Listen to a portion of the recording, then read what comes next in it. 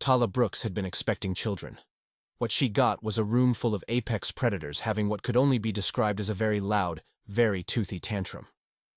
"This is your classroom," the facility coordinator had said, gesturing through the reinforced observation window with the kind of enthusiasm that suggested he wouldn't be going inside. 16 juveniles, ages 12 to 18 months. Very spirited. Spirited was one word for it. Tala watched through the window as a Vrin cub, about the size of a large dog, all muscle and teeth and attitude, launched itself at another cub's tail. The second cub retaliated by tackling the first into a wall. Neither seemed particularly concerned about the structural damage. In the center of the chaos stood Commander Vex Kor, a Vrin adult whose military bearing and elaborate armor suggested he took his job very seriously. He was currently engaged in what appeared to be a shouting match with the entire room. "Formation Delta 9!" he bellowed, his voice carrying through the observation glass. "Compliance is mandatory!" The cubs ignored him completely. One was chewing on what might have been educational materials.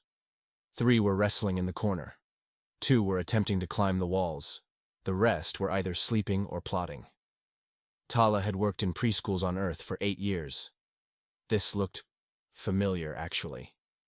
"So," she said to the coordinator, "what's the teaching methodology here?" Commander Vexcor employs traditional Vrin educational protocols based on pack hierarchy and dominance structures. Right. And in practical terms, that means he yells at them until they stop. Does it work? Define work. Tala watched as Vexcor demonstrated proper alpha command. Aggressive posturing, chest out, making himself large, accompanied by vocalizations that probably registered on seismic equipment. The cubs responded immediately. They dropped what they were doing, assumed submissive postures, and went perfectly still. Vexcor looked satisfied. Then he turned his back to address the observation window, and every single cub immediately returned to chaos. "So you're yelling at them," Tala said slowly. "That's the whole teaching strategy?" The coordinator shifted uncomfortably. "It is the only method Vrin understand. Dominance hierarchy is fundamental to their social structure. Without clear alpha authority, there is no order." "But there's no order now." "There is order when Commander Vexcor is actively asserting dominance. And when he's not? Chaos." "Right." Tala watched a cub bite another cub's tail out of sheer boredom. "Yeah, this isn't working. Let me try something." The coordinator made a noise that suggested this was a terrible idea. "Instructor Brooks, Commander Vexcor has 30 years of experience with Vrin juveniles. Perhaps I have 8 years of experience with human preschoolers, which apparently makes me equally qualified." She headed for the door. "Besides, I'm getting paid either way. You're going in there? That's where the kids are. Those are not children, they are adolescent apex predators. Buddy, I've worked rooms of 24-year-olds hopped up on birthday cake and 0 nap time. I think I can handle 16 bored teenagers." She hit the door release before anyone could stop her. The room went quiet the moment she entered. 16 pairs of predator eyes locked onto her. New target. Unknown variable. Possibly prey. Commander Vexcor whirled around. "You should not be in here. This is a controlled dominance environment." "It's not very controlled. I am establishing hierarchy through yelling. Yeah, I saw. Not super effective." Tala walked past him into the center of the chaos. "Hey, everyone." The cubs stared at her. She sat down on the floor, made herself small, non-threatening, opened her body language. "Can everyone come sit in a circle?" she asked. Didn't command, didn't demand, just asked. The cubs looked confused. This wasn't alpha behavior. Alphas didn't sit on the floor. Alphas didn't ask. Alphas commanded and you obeyed or faced consequences. One cub, smaller than the others, with a notched ear, tilted its head, took a cautious step forward, sat down. Another cub followed, then another. Within 30 seconds, all 16 cubs were sitting in a circle around Tala, looking at her with expressions that ranged from curious to confused to, "What is happening right now?" They were waiting for her to do something. Commander Vexcor's voice crackled through the intercom from the observation area. Apparently, he'd retreated there to maintain proper supervisory distance. This is impossible. Vryn cubs do not respond to requests. They respond to dominance. This violates all documented behavioral patterns. Tala, surrounded by sitting cubs, looked up at the observation window.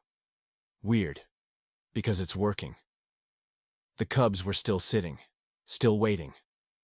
One of them made a soft sound. Not aggressive, just questioning. Tala pulled out a small ball from her pocket. Standard educational toy. Rolled it gently to the nearest cub. The cub caught it, looked at Tala. She made an encouraging gesture. The cub rolled it back. Another cub made an interested sound. Anyone else want to try? She was still asking, still not commanding. The cubs started passing the ball around the circle, taking turns, sharing, cooperating.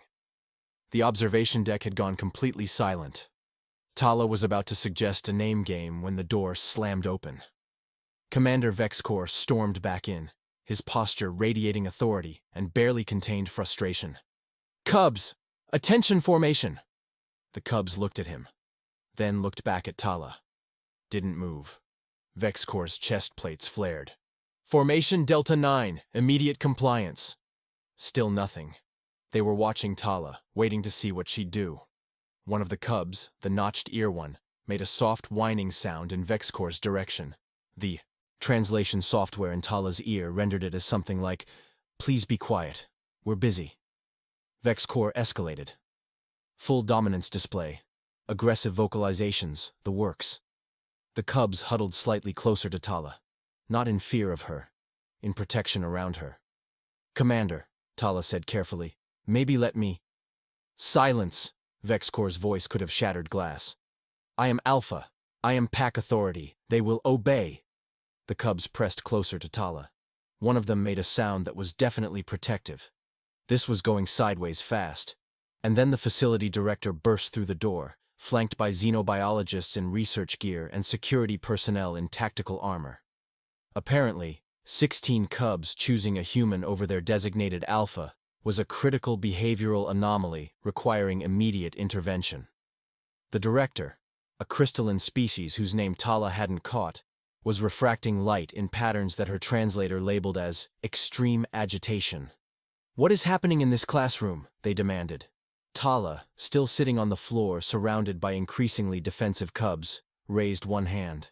"Hi, I'm Tala. I'm teaching circle time. You are disrupting established dominance hierarchy. I'm teaching basic cooperation skills. It's literally my job description. The cubs are ignoring alpha authority. The cubs are engaged in structured learning activity.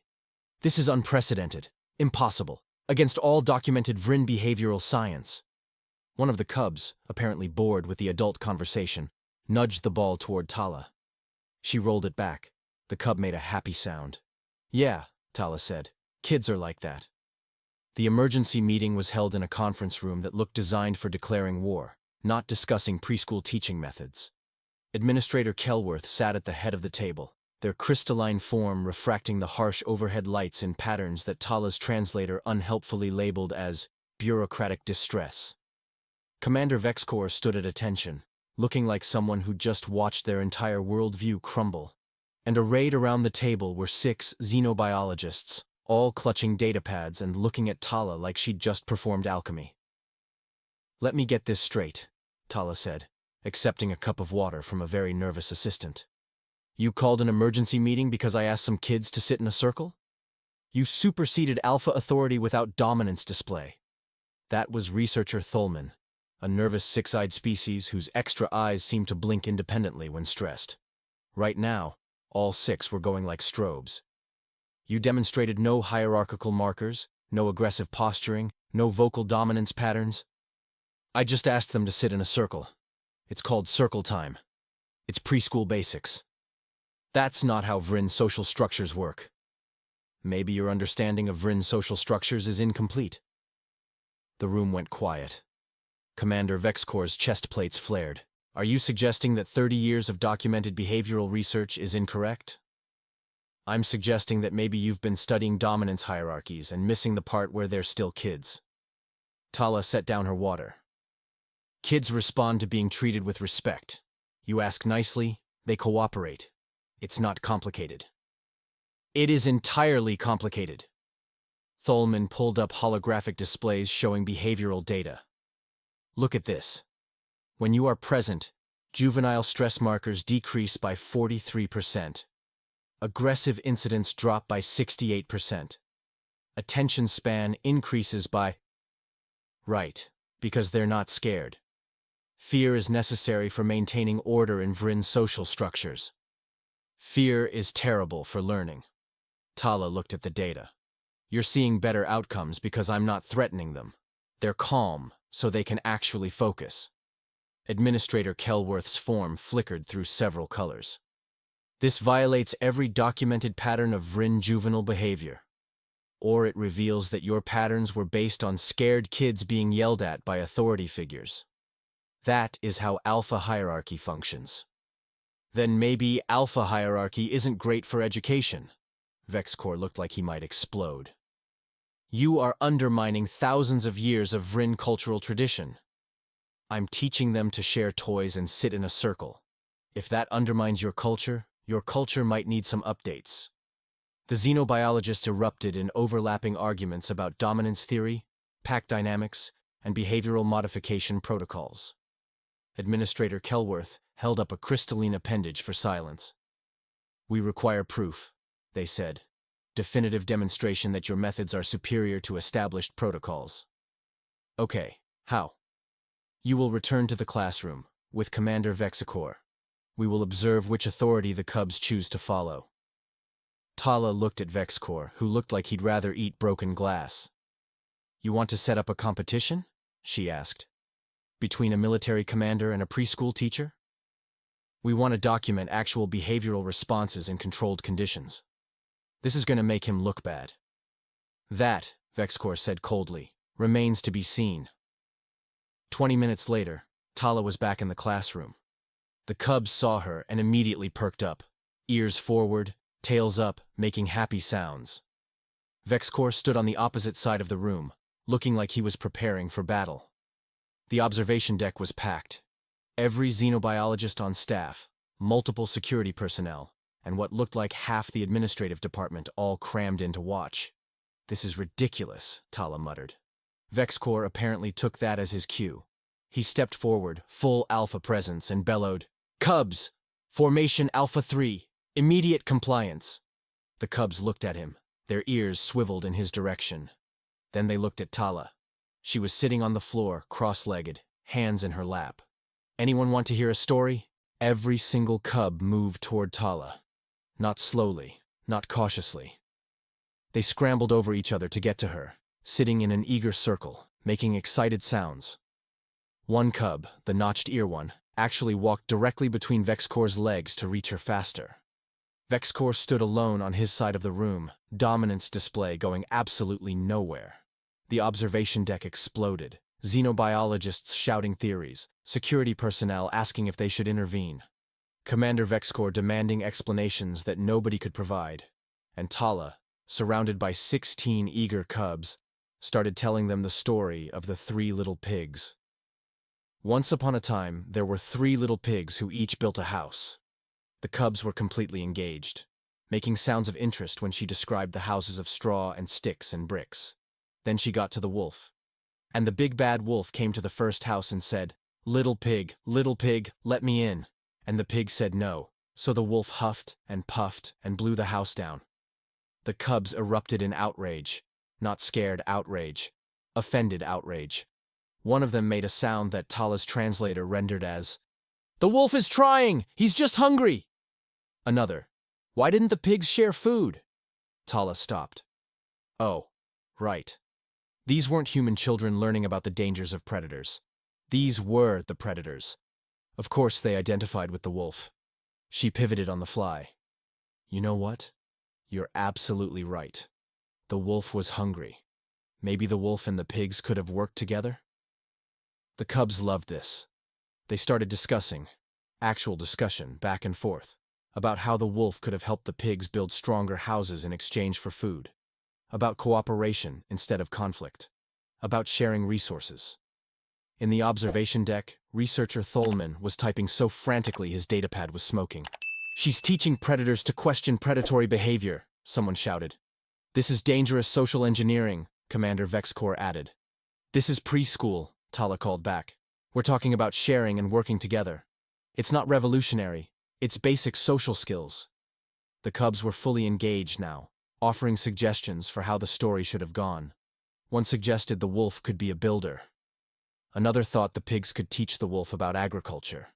They were problem-solving, cooperating, creating solutions together. And then the door opened. Every head turned. Standing in the doorway were 20 full-grown adult Vrin, the cubs' parents. They'd come to observe the behavioral anomaly that was causing facility-wide crisis. 20 apex predators, each easily 200 kilos of muscle and teeth and predatory excellence, watching a human tell their children bedtime stories. The observation deck went dead silent. Tala looked at the adult Vrin. The adult Vrin looked at their cubs, sitting in a peaceful circle, engaged in cooperative discussion. Then they looked at Tala. She waved. "Hi, we're just finishing up a story. Want to join us?" One of the cubs, the notched ear one, made an encouraging sound at the adults. Roughly translated, "She's nice. You'll like her." The lead adult, a massive female with scars that suggested she'd won every fight she'd ever been in, took a step into the room. Then another. The other adults followed, and every single one of them sat down, on the floor, in an expanded circle, waiting to hear the rest of the story. Commander Vexcor, still standing alone on the other side of the room, made a sound like a computer crashing. "This," he said to no one in particular, "is impossible." Tala looked at her audience, 16 cubs and 20 adults, all sitting peacefully, all watching her with interest. "Right," she said. "So about that wolf." The adult Vrin pack didn't knock before entering the observation area. They simply appeared, 20 massive apex predators filling the space with the kind of presence that made everyone acutely aware of their own mortality. Pack leaders. Warriors. The kind of Vrin who'd survived long enough to raise cubs, which meant they'd survived everything. Administrator Kelworth's crystalline form flickered through colors that definitely weren't in the diplomatic spectrum. "Pack leaders," they said, voice strained with forced politeness. "This is unexpected. The observation area is typically restricted to facility personnel." "Our cubs are acting strange," said the largest of the group, a scarred female whose mere stance radiated authority. "We want to know why." "Ah, yes. There have been developments in the educational methodology." "Show us." It wasn't a request. Kelworth led them to the observation windows overlooking the classroom. 20 adult Vrin pressed against the glass, watching their cubs sitting in a peaceful circle with Tala, engaged in what appeared to be a group discussion about problem-solving. The silence stretched. "The human has no dominance presence," the scarred female finally said.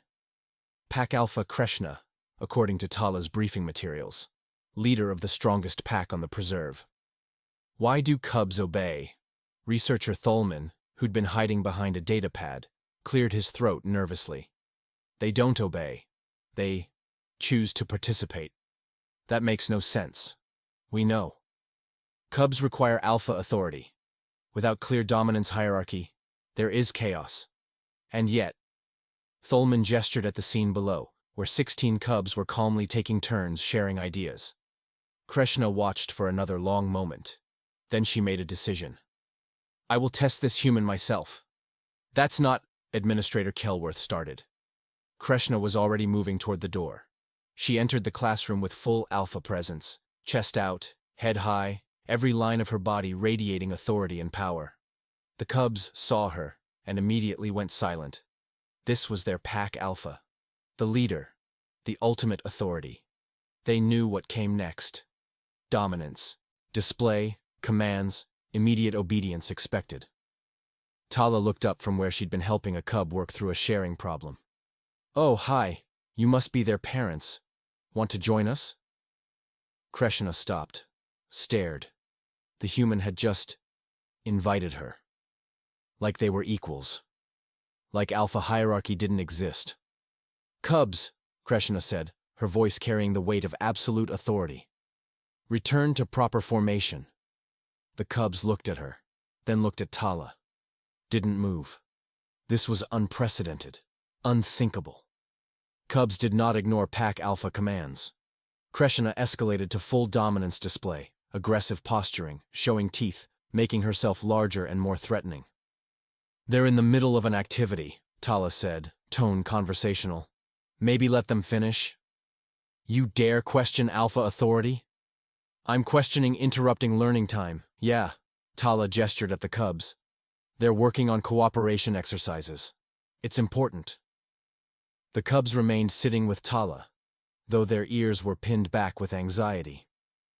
Caught between pack alpha commands and whatever this human represented. One brave cub, the notched ear one, made a soft sound at Krishna. The translator rendered it roughly as, "Please be quiet, she's teaching." The observation deck collectively held its breath.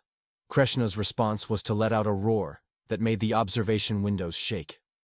A full intimidation display. The kind of sound that made prey species flee and subordinate predators cower.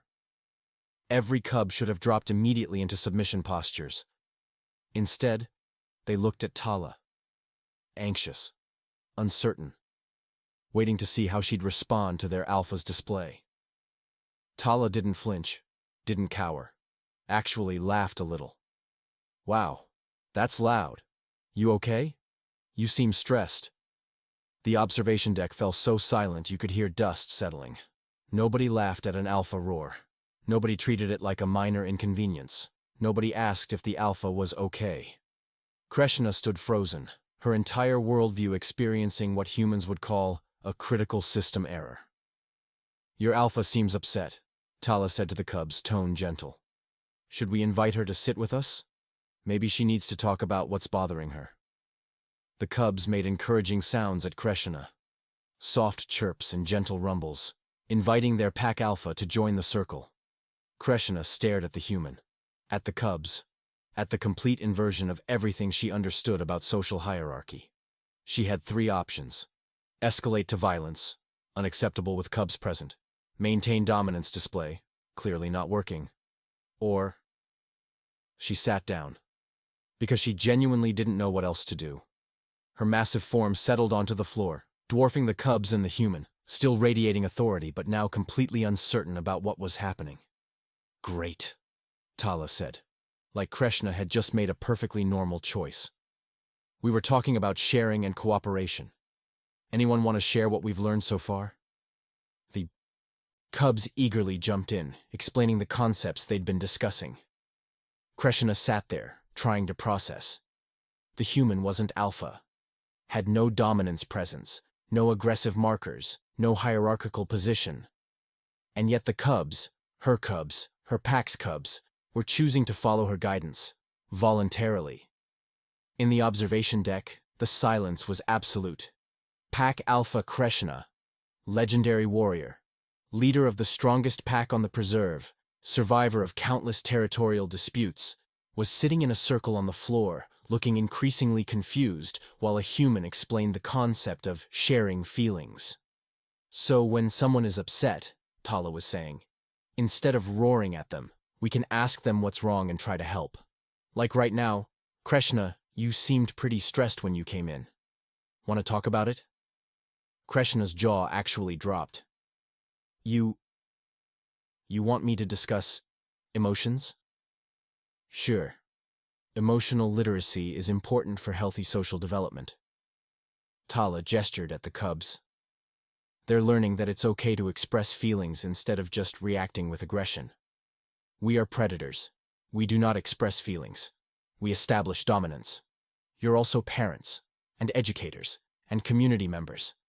Tala tilted her head. "Dominance might work for some things, but it's terrible for teaching kids. They learn better when they feel safe. Safety comes from strong alpha authority. Safety comes from trust, and you can't build trust through fear." One of the cubs made a soft sound. Agreement. Another joined in. Then more. A chorus of cubs expressing that they felt safer with Tala's approach than with constant dominance displays. Krishina looked at them.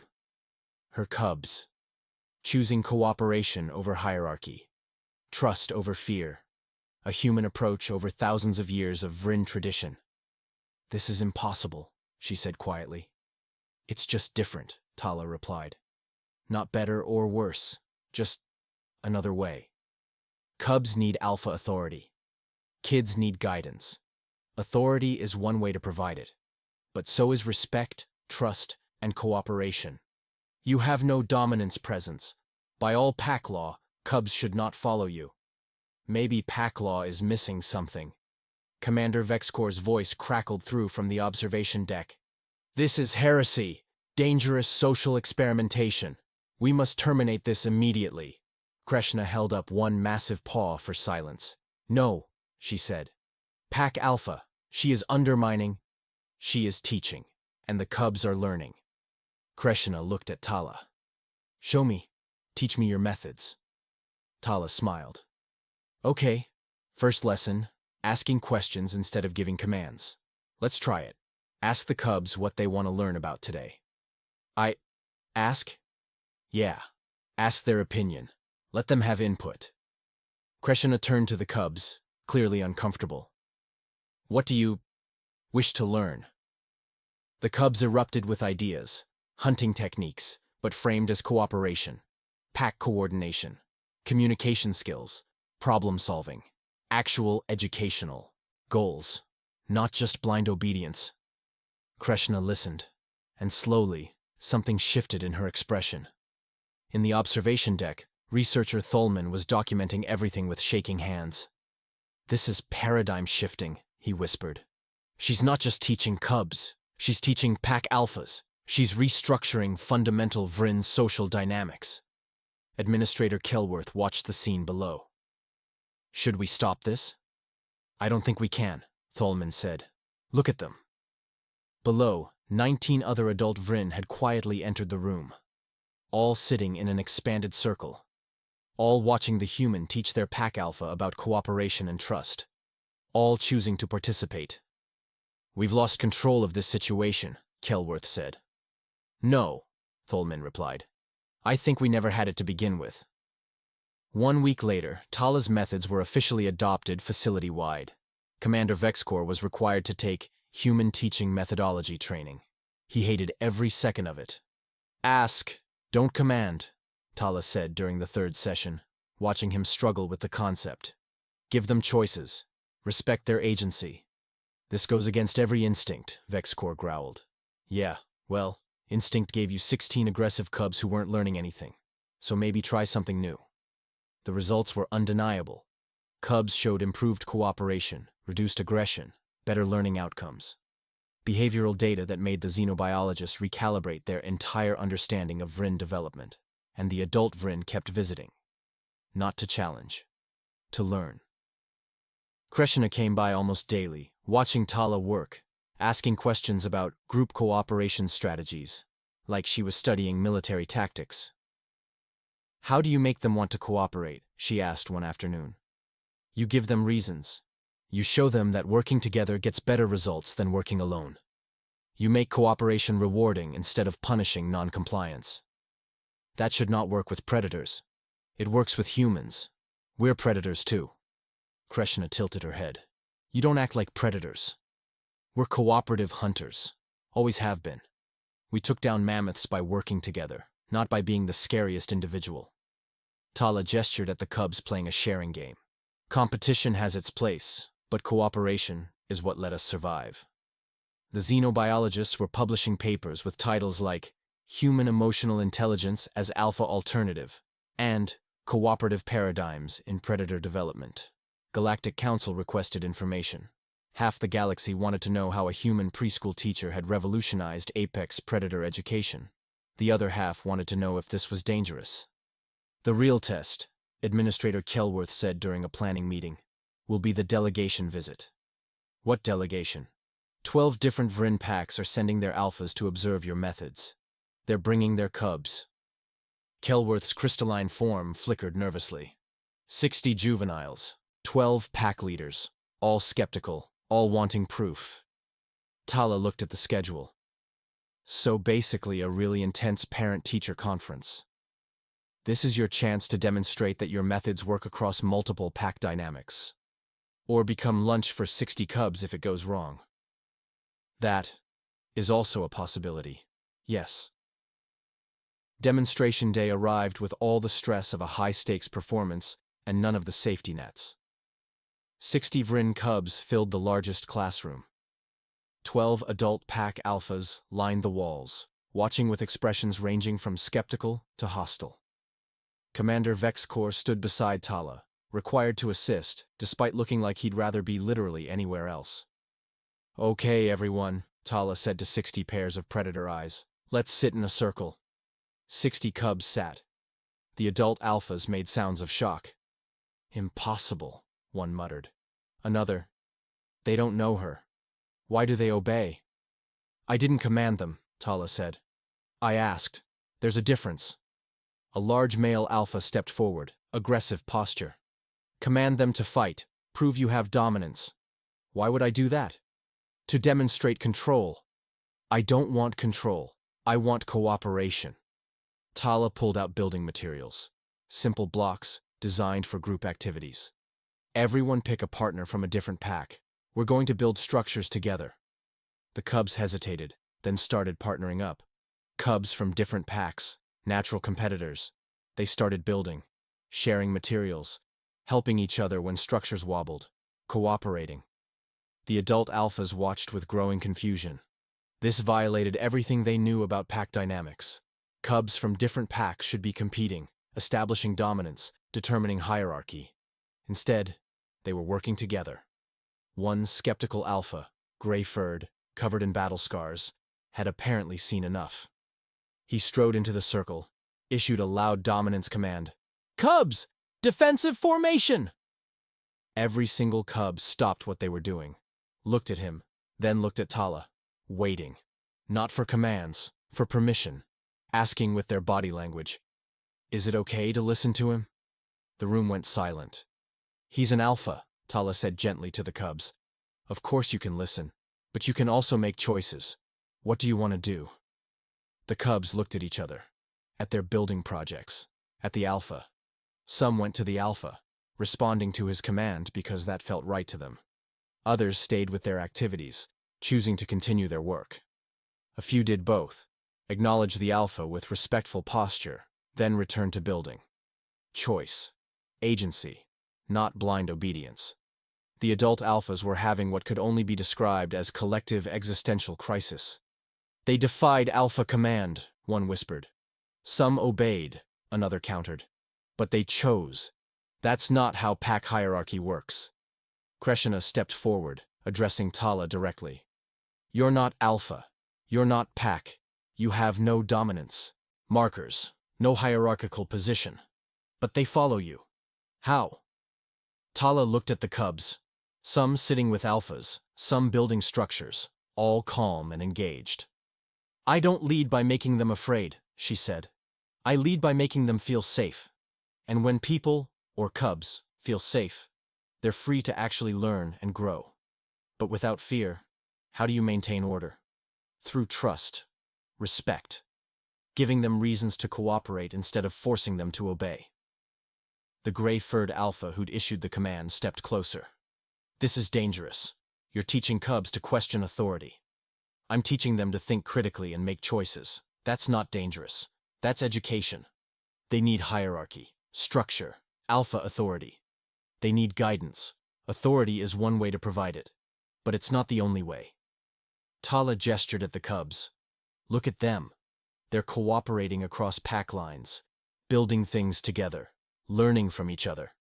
Is that really dangerous? Kreshna watched the cubs for a long moment. No, she said finally. It's revolutionary.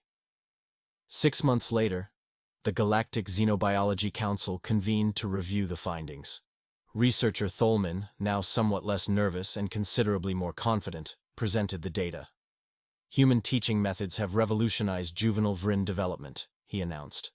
Aggression incidents down 73%. Cooperation metrics up 156%.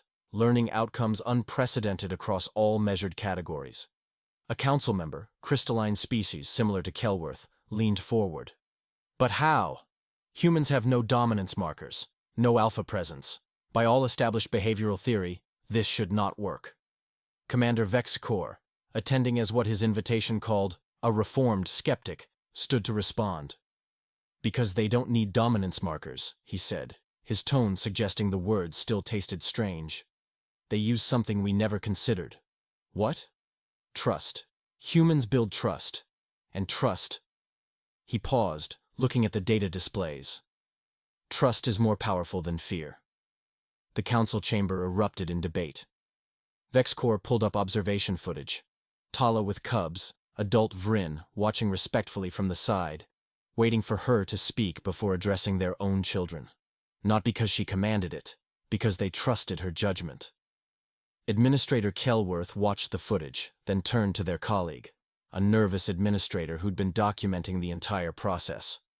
We built our societies on hierarchy and dominance, Kelworth whispered. Clear chains of command, alpha authority structures, everything organized by who's strongest, who can dominate whom. On screen, a cub approached Tala with a problem. She listened, asked questions, helped the cub work through it themselves. They built theirs on cooperation and trust, Kelworth continued. On working together. On teaching children to think instead of just obey. Which approach is better? The colleague asked. Theirs works. Ours. We thought it worked because we never questioned it. The colleague watched as pack alphas in the footage asked Tala for advice on managing their own cubs. Legendary warriors seeking guidance from a human who'd never won a fight in her life. The scariest thing about humans, the colleague said slowly, isn't that they can lead apex predators. No, Kelworth agreed.